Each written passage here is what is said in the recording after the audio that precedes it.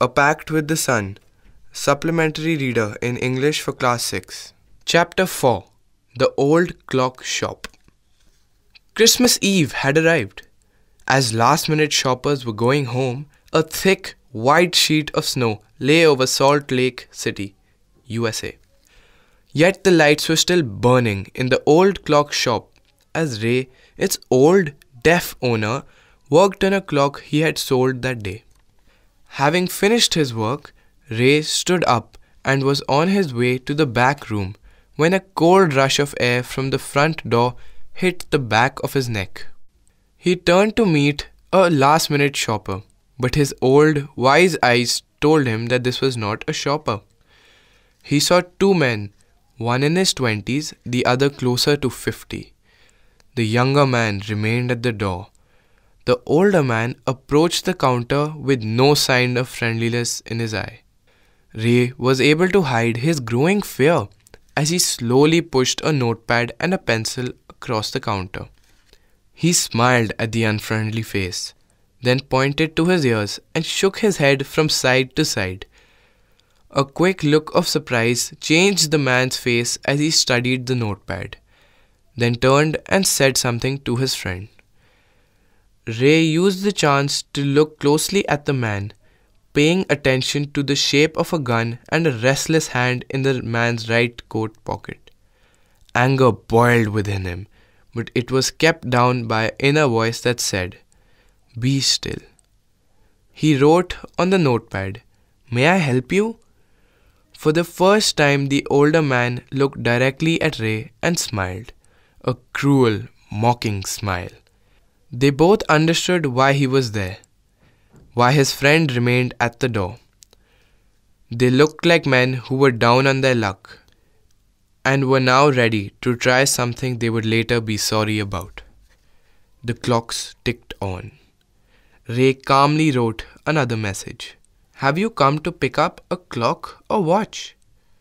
He then pointed to the lone board filled with hanging clocks and pocket watches. He was not a pawnbroker, but at the same time, he couldn't say no to the needy people who placed their old watches or clocks before him for anything they could get. He loaned more than he should. They would be there when the owners wanted them back, at the same price he had paid, with no interest. Then the older man seemed to feel a little easier, took out his hand from his pocket and quickly looked at the watch on his wrist. "How much would you give me for this?" the man wrote. Ray noticed a little shame in the grey eyes looking at him. The watch was nothing special and yet had great powers. It was something to exchange, a way out of a bad situation, knowing that great need had brought the man to his shop in the first place. Ray asked, "How much do you need for it?" The reply came back on the notepad, "Whatever it's worth." Ray reached into his cash box, pulled out a $50 note and passed it into the man's hand. As they shook hands, Ray looked into the man's eyes. They seemed to say, "Thank you." They both knew the watch wasn't worth that much. Before turning to leave, the man wrote, "I will be back to pick it up as soon as I can. Merry Christmas." The little story ended on the half hour with the clock striking altogether. The timepieces, which had been looking on silently all the while, rang out the time with such feeling that even Ray thought he could hear them. Their sweet, musical message was filled with hope. The timeless message of peace on earth, goodwill towards all, was felt by the three men who stood in the old clock shop.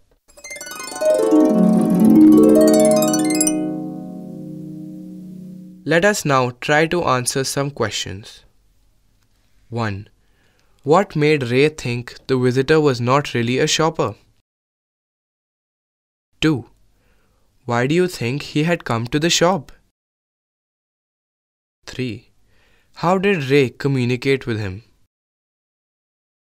4. What do you think the man said to his friend who waited at the door? 5. Ray was not a pawnbroker. But why did he lend money to people in exchange for their old watches and clocks? 6. The watch was nothing special yet had great powers. In what sense did it have great powers? 7. Do you think the man would ever come back to pick up the watch?